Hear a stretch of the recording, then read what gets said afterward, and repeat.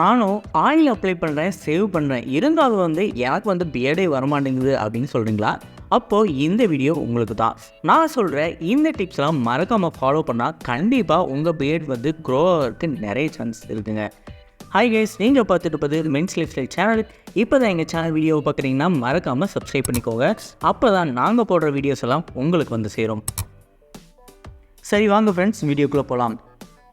இந்த லிஸ்ட்டில் நாம் பார்க்க போகிற ஃபர்ஸ்ட் டிப்ஸ் என்னென்னா, உங்களோட டெஸ்டாஸ்ட்ரோன் லெவலை அதிகப்படுத்தணுங்க. நீங்கள் ரொம்ப ஓவர் வெயிட்டாக இருக்கீங்க அப்படின்னா உங்கள் ஹைட்டுக்கு ஏற்ற மாதிரி வெயிட்டை ரெடியூஸ் பண்ணணும்.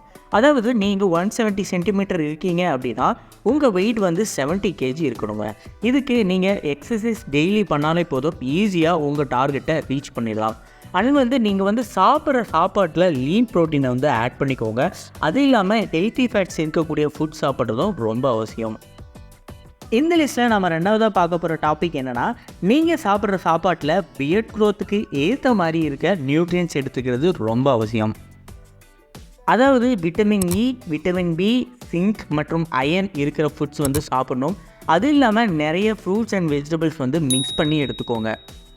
இந்த லிஸ்ட்டில் நம்ம மூணாவதாக பார்க்க போகிற டிப்ஸ் என்னென்னா, பியர்ட் ஆயில் அப்புறம் கேஸ்டர் ஆயில் யூஸ் பண்ணி உங்கள் பியர்டை மாய்ஸ்சரைஸாக வச்சுக்கோங்க. முடிஞ்சால் கிளைகாலிக் ஆசிட் செரம்னு கடையில் கிடைக்கும், அதை வாங்கி யூஸ் பண்ணி உங்கள் பியர்டை எக்ஸ்ஃபோலியேட் பண்ணுங்கள். இந்த லிஸ்ட்டில் நம்ம பார்க்க போகிற நாலாவது பாயிண்ட் என்னென்னா, மன அழுத்தத்தை குறைக்கிறோங்க. முடிவுதிர்வுக்கு முக்கிய காரணங்கள் ஒன்று இந்த ஸ்ட்ரெஸ் தான்.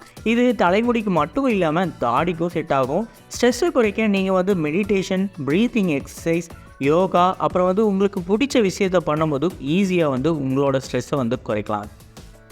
இந்த லிஸ்ட்டில் நம்ம அஞ்சாவதாக பார்க்க போகிற டிப்ஸ் என்னென்னா, ஸ்மோக்கிங் தாங்க.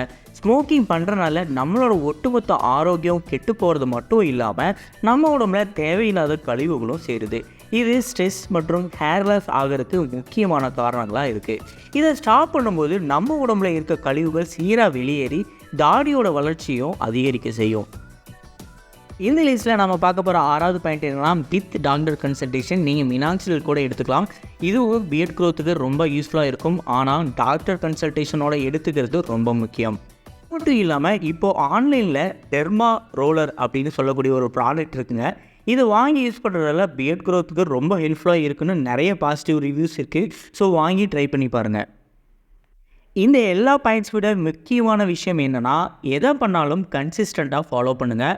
1 வீக் ஃபாலோ பண்ணிட்டு தாடி எனக்கு வளரலை அப்படின்னா எப்படி வளருங்க? ஸோ ரெகுலராக ட்ரை பண்ணுறது ரொம்ப அவசியம்.